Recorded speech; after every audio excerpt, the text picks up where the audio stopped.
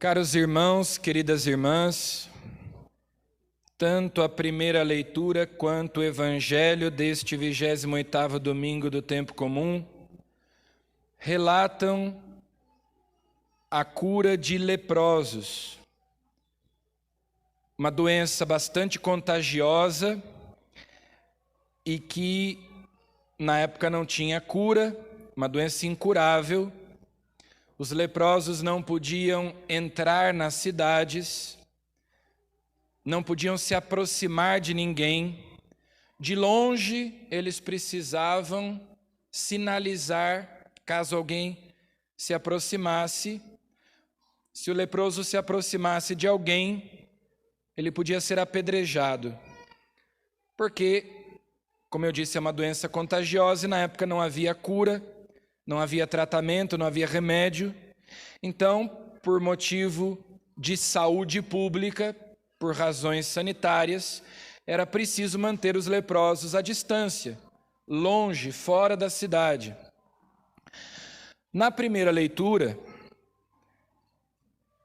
tirada do segundo livro dos Reis, nós encontramos a história de Naamã, que era sírio, portanto ele era um estrangeiro, ele era pagão, ele não era hebreu, ele não pertencia ao povo eleito, ao povo de Deus.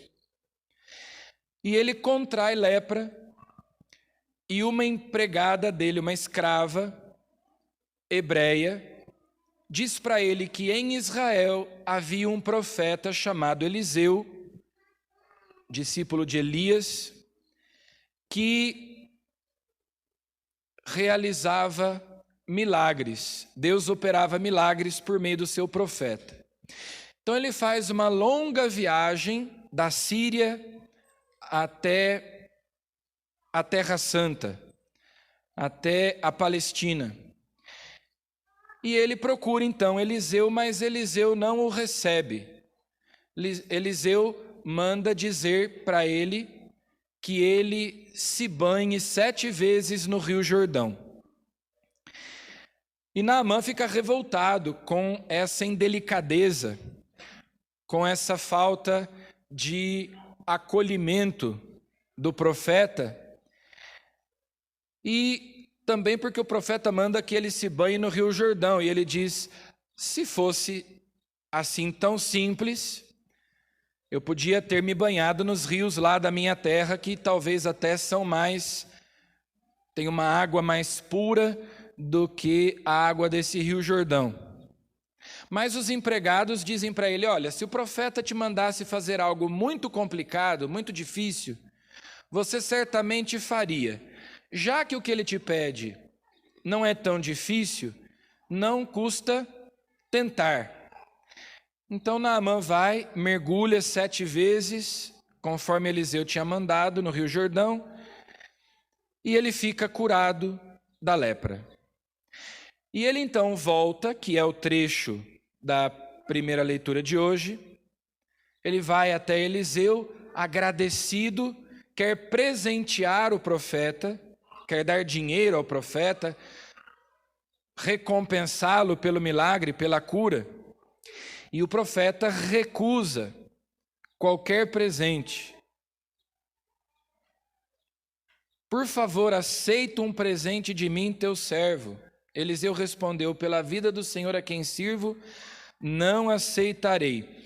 E Naamã então diz, agora estou convencido de que não há outro Deus em toda a terra, senão o que há em Israel. Então, ele que era um pagão se converte, aquele milagre suscita nele a fé, embora os milagres não sejam suficientes para suscitar no coração de uma pessoa a fé, como nós veremos no Evangelho. Dos 10 leprosos, apenas um volta para agradecer a Jesus e faz um ato de fé na pessoa dele. Há tantas pessoas que são curadas, há tantas pessoas que recebem milagres e, no entanto, elas não perseveram na fé. Continuam vivendo uma vida que não está em conformidade com a palavra de Deus. Mas os milagres podem ser um ponto de partida. Então Naamã diz: agora eu estou convencido de que não há outro Deus. Eliseu não aceita o presente, não aceita uma recompensa, justamente porque a graça de Deus não tem preço, não se pode comprar a graça de Deus. E Naamã então diz: a partir de agora, teu servo já não oferecerá holocausto ou sacrifício a outros deuses, mas somente ao Senhor. Então, ele decide abandonar o culto idolátrico, o culto dos falsos deuses, para cultuar, para adorar apenas o único Deus verdadeiro, o Deus de Israel. Então, aquele milagre converte o sírio Naamã. É um ponto de partida para que ele, a partir de agora, adore o Deus verdadeiro. No Evangelho são 10 leprosos. E o Evangelho diz que eles vêm de longe. Jesus estava para entrar numa cidade. Os leprosos não podiam entrar na cidade, eles viviam fora, em lugares desertos, geralmente em grutas, em lugares afastados. Eles não se aproximam de Jesus, de longe eles gritam: mestre, tem compaixão de nós. E é curioso que os judeus e os samaritanos não se conversavam. Havia uma inimizade, havia uma antipatia. No entanto, ali naquele grupo havia tanto os judeus quanto os samaritanos, porque aquela enfermidade, aquela situação de marginalidade produzia aquela solidariedade entre eles. Bom, aqui nós temos judeus e samaritanos, mas nós estamos todos na mesma condição de leprosos. E Jesus não os cura imediatamente. Jesus diz para eles de longe: ide apresentar-vos ao sacerdote. Porque era o que a lei mandava. Se alguém ficava curado, devia se apresentar ao sacerdote para que a cura fosse constatada e a pessoa pudesse ser reintegrada. Jesus não cura os leprosos imediatamente. Eles dão um passo, assim como Naamã, na primeira leitura. Ele vai se banhar 7 vezes, como o profeta tinha mandado. Os 10 leprosos saem caminhando. Eles vão se apresentar ao sacerdote e, enquanto caminhavam, percebem que ficaram curados. Ou seja, é no caminho, assim como Jesus estava caminhando para Jerusalém. O Evangelho de São Lucas enfatiza muito essa ideia do caminho, né? Inclusive lá nos Atos dos Apóstolos, a religião cristã é chamada assim, aqueles que seguem o caminho. E é no caminho que os leprosos percebem que estão curados, constatam a cura, o milagre. E apenas um deles volta para agradecer. Jesus fica surpreso e diz para ele: a tua fé te salvou. Os 9 receberam a cura física daquela enfermidade, mas aquele que voltou para glorificar a Deus, aquele que teve fé em Jesus, obteve mais do que a cura física, obteve a salvação, a cura espiritual, o perdão dos seus pecados, a vida eterna. Então, 9 foram curados fisicamente, mas só um foi curado espiritualmente. Só um obteve, pela sua fé em Jesus, a salvação, que é dom gratuito de Deus. Os milagres são uma interrupção, uma ruptura na ordem temporal das coisas, na ordem natural das coisas, aliás. Deus estabeleceu leis à natureza. E essas leis são expressão da sua vontade, mas Deus não está obrigado a obedecer essas leis. Então ele pode, quando quer, interromper o curso natural das coisas e realizar um milagre. Deus intervém. Os milagres são sinais. Os milagres apontam para a presença, o poder, o amor de Deus. É como se Deus chamasse a nossa atenção por meio de milagres. Como o professor na sala de aula percebe que os alunos estão distraídos, então ele bate a mão na mesa. O milagre é uma forma de Deus chamar a nossa atenção, para nós percebermos que Ele realiza grandes obras todos os dias na nossa vida. Nós podemos pensar, por exemplo, que a Terra ocupa no sistema solar uma posição adequada para que exista vida. Se a Terra estivesse alguns metros mais perto do Sol ou mais longe, a Terra não seria um lugar habitável, não seria um lugar apropriado para que aqui houvesse vida. E, no entanto, ela está lá onde deve estar.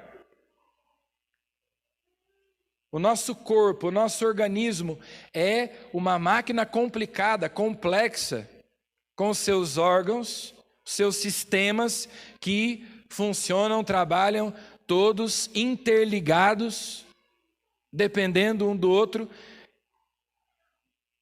As nossas milhões de células. Então tudo deveria entrar em colapso. A tendência das coisas é colapsar, é o caos. E, no entanto, nós estamos vivos, respirando, os nossos órgãos estão funcionando, a Terra está girando onde ela deve. Tudo isso é poder de Deus, nós poderíamos dizer em sentido amplo, é um milagre. Nós temos também os milagres da graça, o batismo. No dia do nosso batismo aconteceu um milagre. Nós fomos lavados, purificados dos nossos pecados. Em cada confissão acontece um milagre da graça. Na crisma, na Eucaristia, o milagre da transubstanciação, a mudança do pão e do vinho no corpo e no sangue de Cristo.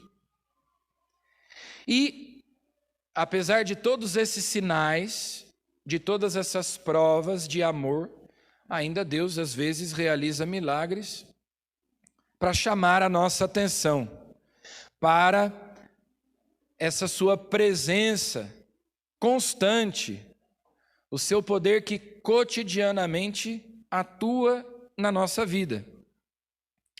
E o evangelho de hoje, então, claro, nos lembra a importância de nós sermos agradecidos a Deus, de nós termos um coração agradecido, de darmos graças, como aquele leproso que veio para glorificar a Deus, que veio para agradecer Jesus pelo milagre recebido.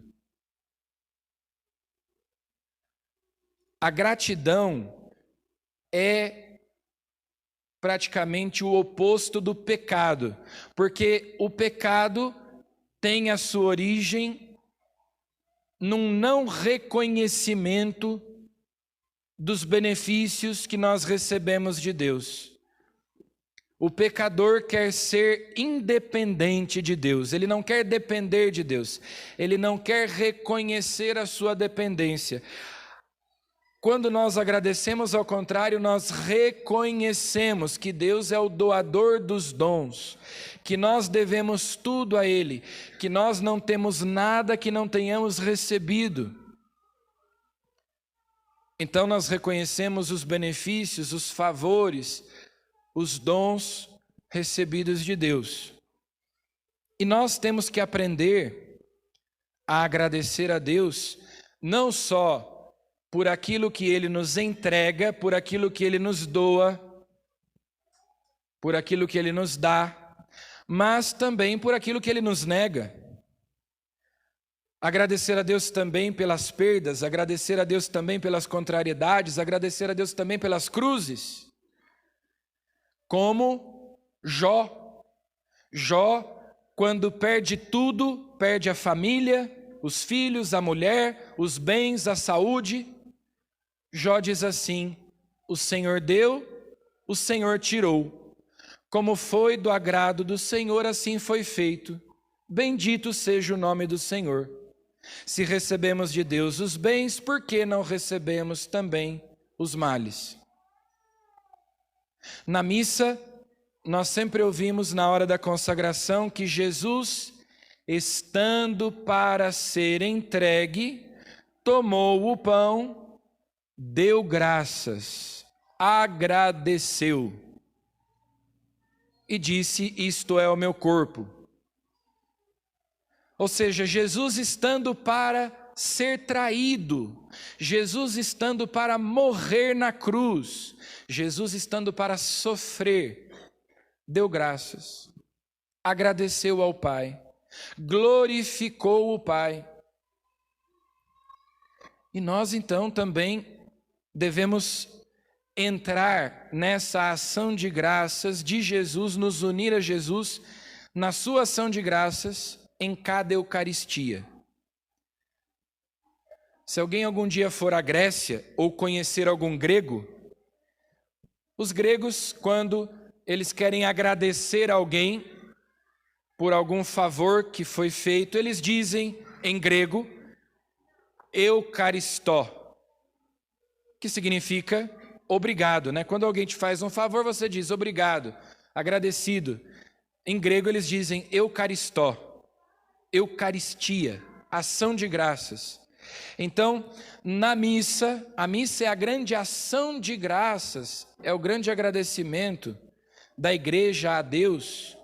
E nós agradecemos ao Pai por todos os seus benefícios, por todos os teus dons, mas, sobretudo, nós agradecemos ao Pai porque nos deu Jesus, porque nos deu seu Filho para ser o nosso Salvador. Cristo é o dom do Pai que se entregou por nós, e na Eucaristia nós entramos naquele obrigado de Jesus, naquela ação de graças de Jesus, que Ele mesmo diz: eu recebi tudo do Pai, e tudo eu devolvo para o Pai.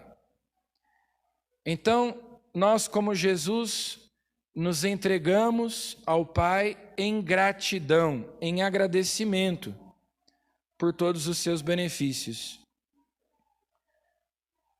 Imaginem só um ateu, quando ele se sente muito agradecido pela vida, pela saúde, pelo trabalho, pela família, ele não tem para quem agradecer, né? Vai agradecer para quem? Ele não acredita em Deus, então ele não tem como expressar a sua gratidão. Vai agradecer a quem? Ao universo, né? A tabela periódica, vai agradecer ao Big Bang. A quem ele agradece se ele não acredita em Deus? Só agradece quem reconhece que foi agraciado. Se nós ficamos focados naquilo que nós gostaríamos de ter, mas não temos, nas nossas perdas, nos nossos fracassos,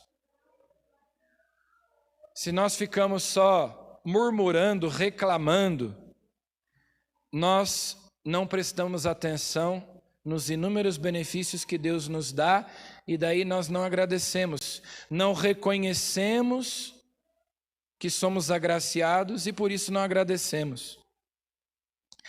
Uma última coisa, uma espécie de apêndice.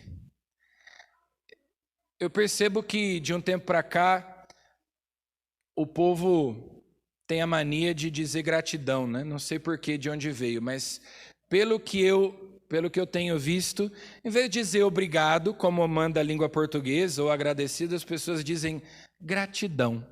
E de onde que vem isso, né?